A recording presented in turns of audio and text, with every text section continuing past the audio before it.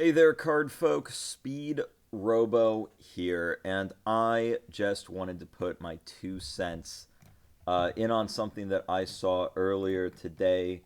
So I was sitting down with my cat, and I was watching a YouTube video by the title of The Shadowverse Evolve Situation by Serio Tenan. Absolutely fantastic video. Go watch it. It's linked here. And this is not really a reaction video, not even really a response video, but just kind of putting my 2 cents in on the situation that he enlightened me to when it comes to Shadowverse Evolve, as I don't follow the game too closely. But I want to talk about it because there was some stuff in the video that really caught my attention as a game developer, and I wanted to talk to you guys, developer to developer, about this, as he brought up some numbers and some points that really help prove one of my main points that I talk about on this channel, and that is, if you are an indie developer, especially if you're a first-time developer, making a TCG is a terrible idea, will never go well, and is completely unfeasible. And just in the background is some random Shadowverse footage that I recorded myself playing back in the day. I've been around Shadowverse since the game came out, off and on. Really like the franchise overall. I've got some mixed feelings about some of the stuff it put out, but I enjoyed playing the game when it first came out on PC and mobile, and Shadowverse Champions Battle, I think, is one of the greatest video games I've ever played in my life. And I would love a sequel to that. Pretty excited for Worlds Beyond too, but I've never really touched the physical card game. Anyway, to give an overview of what's going on in Shadowverse Evolve right now is Bushiroad has announced that they are going to be increasing the speed of the release schedule. So we're talking one product a month rather than one product every 2 months, which is very, very fast. And they are going to be smooshing different products that have come out in Japan into singular products in the States. We're talking stuff like cramming starter decks into booster sets and making them part of the booster sets, taking two booster sets, making them one. If you remember what they did during Cardfight Vanguard Legion, it is that, but on crack. And this gentleman is like, there is a strong probability that this choice is going to kill the game in the States, and he said that, he's no longer going to be spending, buying, or collecting Shadowverse Evolve like he used to. And I think he's right. I think he's correct on all accounts. The stuff that I found to be interesting here is we're talking about a situation where, from the developer and from the company standpoint, I can understand why they've made this call. They want to get their products more in a synchronized release schedule. That's going to be definitely better for them. And, they don't want to they want to make sure their English players don't miss out on anything. So, okay, what's the answer there? Speed up the release and kind of combine a few of them. Yeah, okay, that makes sense. But this is a misstep. It's going to cost the game a ton of players and cost the company a ton of money. Then this is a small misstep that's upsetting. Like, this is ultimately a very small decision and a small choice, but it's had huge ramifications, and it's upsetting a massive amount of their players. And when you upset your players like this, you're going to be losing thousands and thousands of dollars. So it just goes to show that when you're making a TCG, you are going to be setting yourself up for having very, very entitled customers that take harsh scrutiny at every move you make, and you can lose that loyalty on a dime. And we're talking mass loyalty with this game, and those opinions can change very quickly. And when I say entitled, I don't even mean that in a bad way. I don't think that this gentleman is wrong to be entitled, because the first number that I want to drop is this guy said he's spending, somewhere around $6,000 per product release. Or maybe it was about $6,000 a year. Either way, I looked it up from my own developer standpoint, and a single case of Shadowverse Evolve costs about $1,000. Okay, so we're talking players spending, let's use that as a range, $1,000 to $6,000, right? That isn't, I just bought a fun card game, board game, toy money, right? That is, I am putting in mass amounts of money as an investment. That is investment level money. That is not a small throwaway amount of money. You don't make those kinds of financial decisions and purchases on a whim here, guys. You know, when you get into the four-figure territory, yeah, buddy.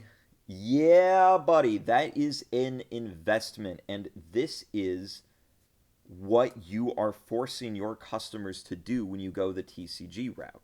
That's just reality. This product is the most expensive way you could possibly make and sell a tabletop game. And so, with that in mind, where and he also mentioned, like, you know, the big case crackers, they're cracking like 8 cases at a time. 8 cases, that is 15 booster boxes per case. We're not talking 12 boxes. We're not talking one box, right? When I say a case, it's not a booster box. That's 15 booster boxes per case, okay? And so the big case crackers for Shadowverse Evolve, they're cracking 8 cases at a time. You know how many, like, full play sets that supplies? Full play set of the cards you need to play the game. You know how many that supplies? According to him, about 12. 8 cases at roughly $1,000 a case, $8,000, and that is enough for 12 people to play the game. Okay.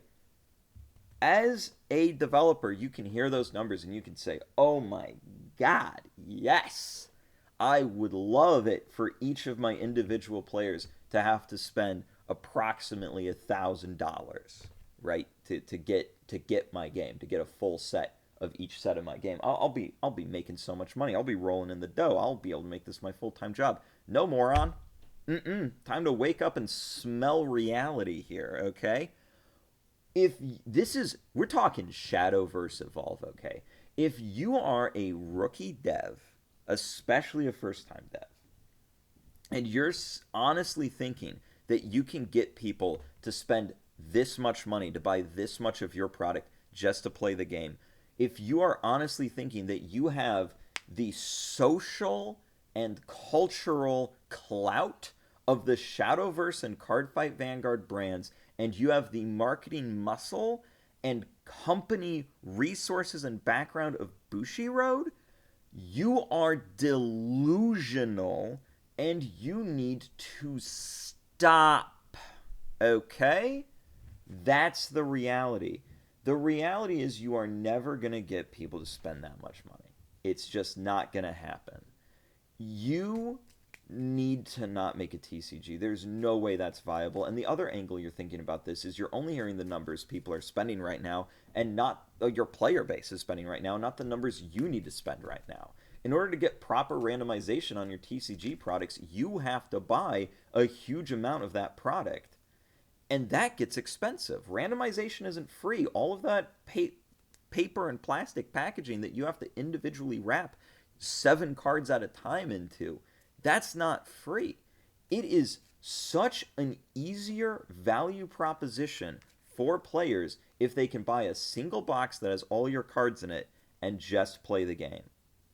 It is so much easier for you to manufacture and deal with if you don't have to randomize a bunch of bullshit and design piles and piles and piles of common cards that nobody's ever going to want to collect or play the game with because they're literally garbage. You know it, I know it, commons are trash.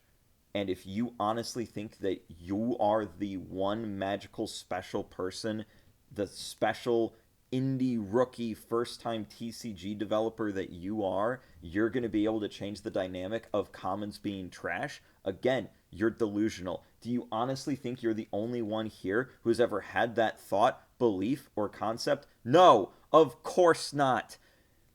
In March, 12 new indie TCGs hit Kickstarter. 1 month, 12 of them on a single platform. Of course you aren't the only one who believes that. Every single first-time rookie developer thinks that they're the one that's going to be able to change the reality that commons aren't trash. I'll make my commons playable. I'll be the first one. No, you're wrong. You can't do it. You won't do it. It is not possible. I would know because it's literally my job to make games and consult on games and talk to rookie developers. And I have to keep telling you people this. Wake up. You can't do it. It's not going to happen. It is so much easier to just make the rares and betters, put them in a box, and sell the damn box. You can even still have some fun cosmetic collectibles with this.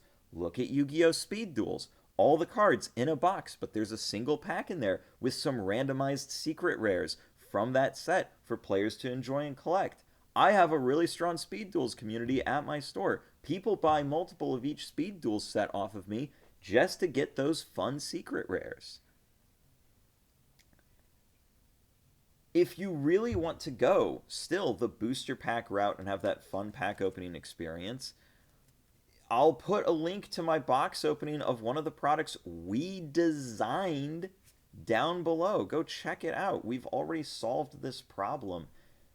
Please, please, for your own sake, listen to this, listen to me, understand that making your players have a buy-in to your game each set of $1,000+ is insane and unsustainable.